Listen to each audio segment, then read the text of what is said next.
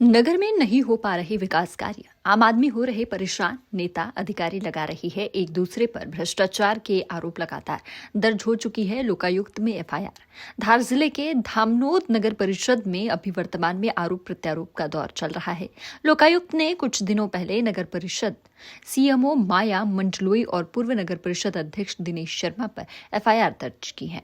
कुछ दिनों पहले शिकायतकर्ता पार्षद प्रतिनिधि मनीष उर्फ महादेव पाटीदार द्वारा प्रेस कॉन्फ्रेंस कर बताया गया कि वर्तमान सीईओ माया मंडलोई और पूर्व नगर परिषद अध्यक्ष दिनेश शर्मा द्वारा करोड़ों रुपए का भ्रष्टाचार किया गया है।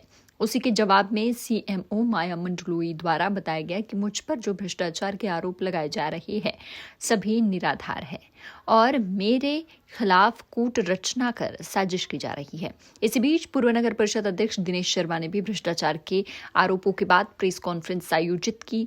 पूर्व नगर परिषद अध्यक्ष दिनेश शर्मा ने नगर परिषद धामनोद पर 5 साल में 3.5 करोड़ के भ्रष्टाचार का आरोप लगाने वालों पर पूर्व नगर परिषद अध्यक्ष ने दस्तावेजों के साथ वर्तमान नगर परिषद अध्यक्ष श्रीमती सीमा विष्णु पाटीदार एवं सीएमओ बलराम भूरे पर केवल 3 महीने में करोड़ रुपए के भ्रष्टाचार के आरोप लगाकर प्रेस कॉन्फ्रेंस की। धामनोद नगर परिषद के पूर्व अध्यक्ष दिनेश शर्मा ने भ्रष्टाचार के आरोपों को गलत बताया। उन्होंने आरोपों को निराधार बताते हुए अपनी ईमानदारी का दावा किया। शर्मा का कहना था कि उनके कार्यकाल में भी कभी भी भ्रष्टाचार नहीं हुआ है। उन्होंने बताया कि विगत 3 माह में सीएमओ माया मंडलोई के पद छोड़ने और बलराम भूरे नए सीएमओ बने तब अध्यक्ष और इनके द्वारा नगर पंचायत से 4 करोड़ रुपए का भुगतान हुआ था। इसके अलावा मुरुम चूरी के 35 लाख रुपए के बिल लगातार निकाले गए। ज्ञात रहे की शिकायतकर्ता पार्षद प्रतिनिधि मनीष उर्फ महादेव पाटीदार ने तत्कालीन सीएमओ माया मंडलोई पर भ्रष्टाचार के गंभीर आरोप लगाए थे। इसके चलते लोकायुक्त ने तत्कालीन सीएमओ माया मंडलोई और पूर्वाध्यक्ष दिनेश शर्मा दोनों के खिलाफ एफआईआर दर्ज कर जांच की। भ्रष्टाचार के लग रहे आरोपों ने स्थानीय राजनीति में हलचल मचा रखी है।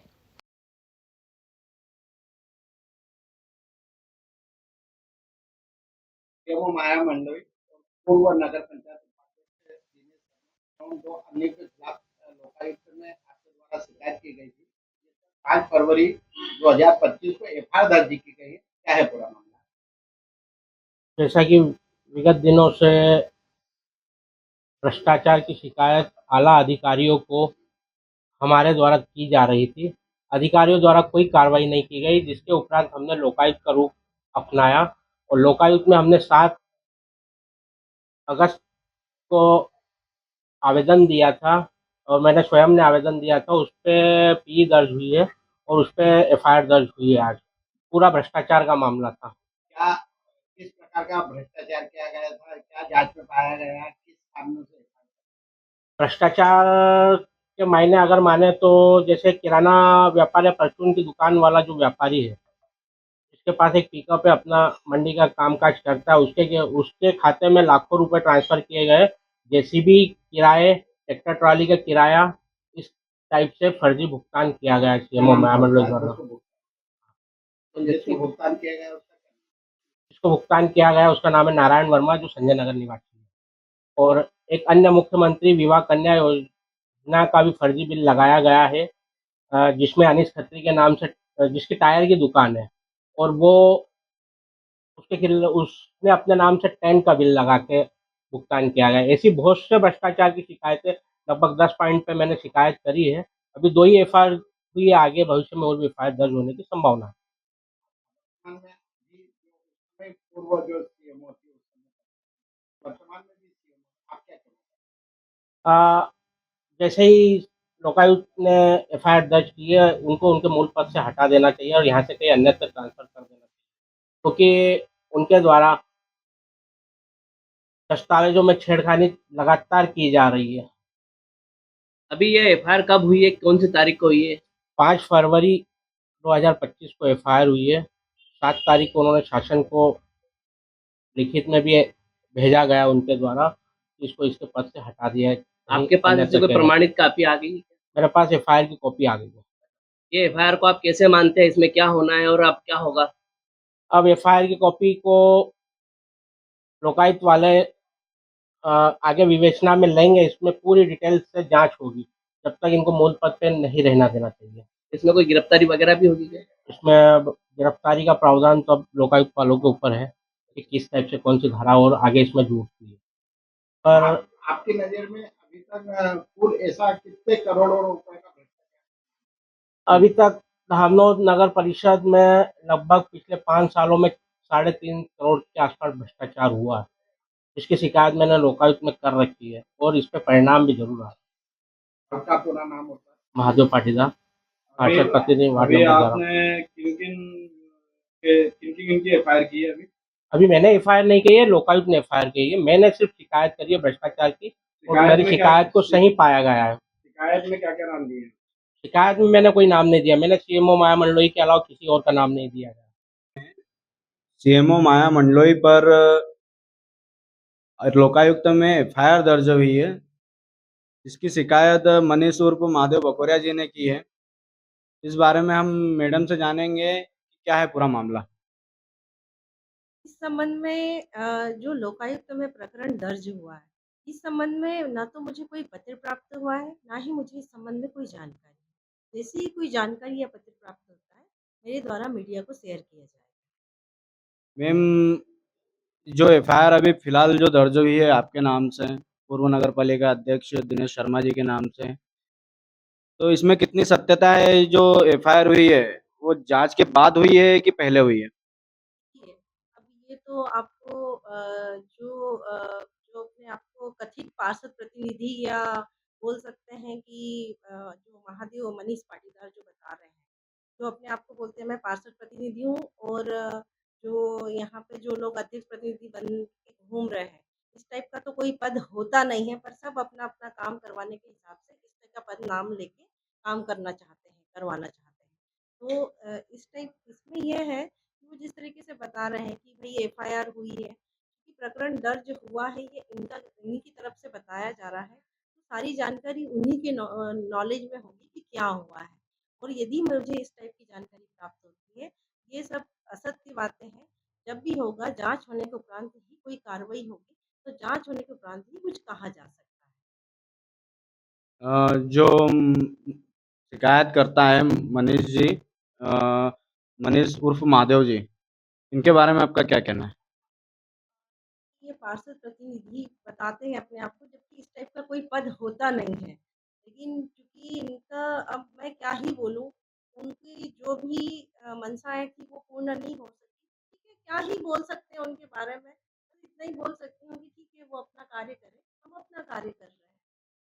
मतलब आपको अभी लोकायुक्तों से कोई सूचना या कोई जानकारी प्राप्त नहीं हुई है? कि लोकायुक्त से ना तो अभी तक कोई लिखित सूचना प्राप्त हुई है, ना ही कोई जानकारी प्राप्त। और जब भी ऐसा कुछ हुआ तो बिल्कुल मेरे द्वारा मीडिया से शेयर किया जाएगा। से रहे नगर पालिका में और आज आपने प्रेस कॉन्फ्रेंस रखी है, किस उपलक्ष्य में रखी? क्या आप मीडिया को बताने के लिए बुलाया है?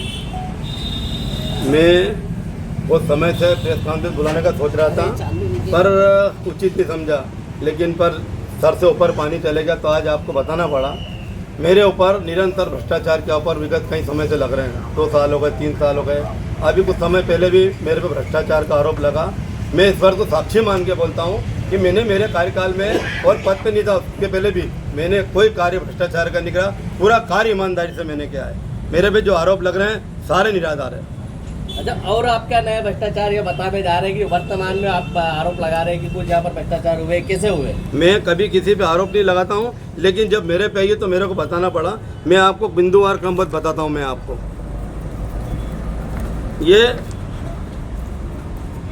ये सीएमओ माया मंडलोई के जाने के बाद नए सीएमओ आए।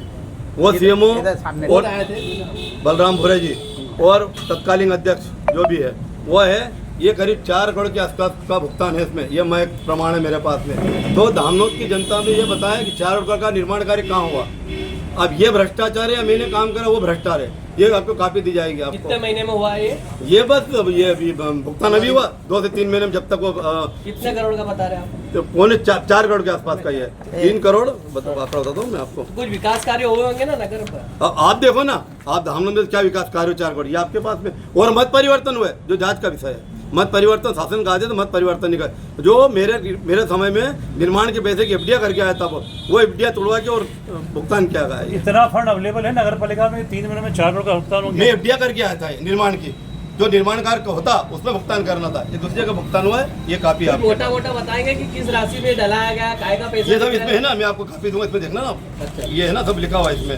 जब 3,95,79,442 निकाले गए इसमें, तो इसकी क्या जल्दी थी कि ये भुगतान करना पड़ा, ये हो गया।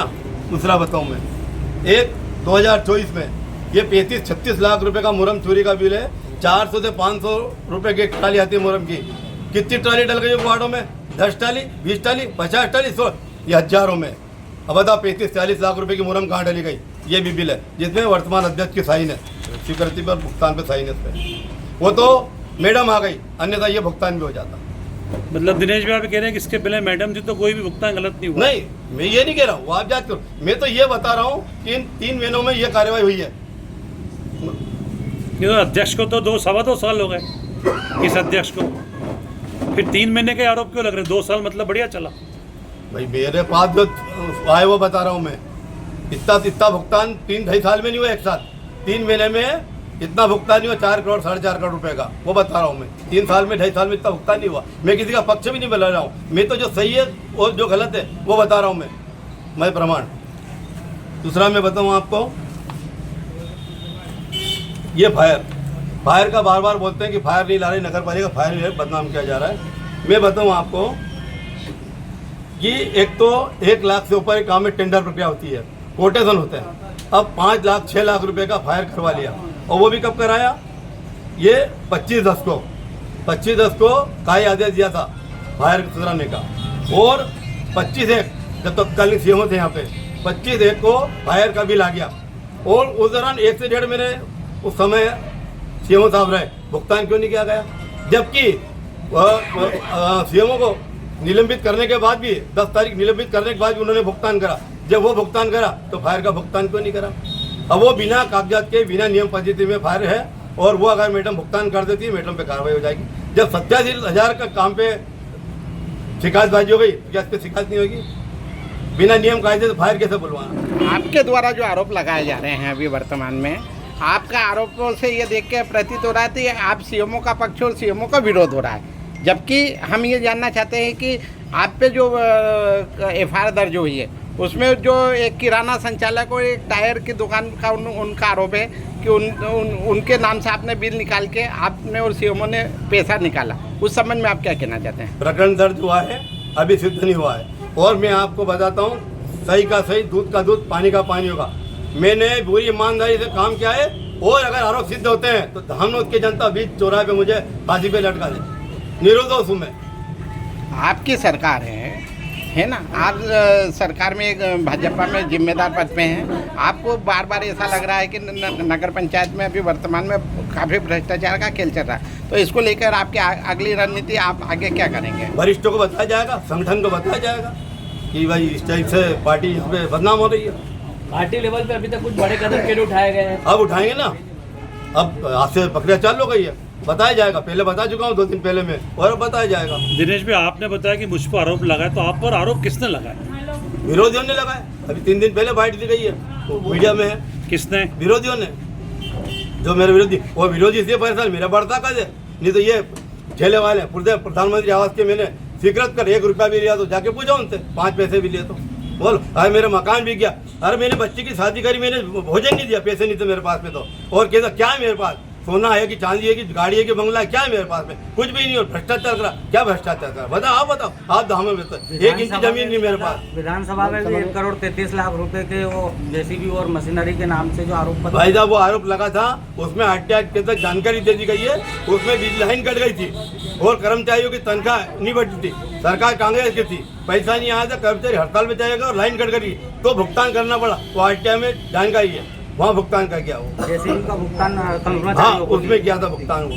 नगर परिषद में हमेशा पार्टी के कार्यकाल होने के बाद भी पार्टी के लोग विरोध क्यों करते? कई बार मंच लगाकर भी धरना दे चुके, इससे पहले भी ऐसा क्यों हुआ? वही चिंता का विषय है, वही चिंता का विषय है। और इस बारे में मैं कुछ नहीं कहना चाहता। मैं तो ये के लिए बैठक बुलाई थी, जो मैंने आपको बता दिया। वही ईमानदारी से काम किया साहब, पहले भी किया, अभी भी किया और अभी के भी करेंगे। आपका नाम? और शर्मा, और नगर पंचायत धामनोद। धर्मपुरी तहसील रिपोर्टर पीयूष कर्मा की खास रिपोर्ट।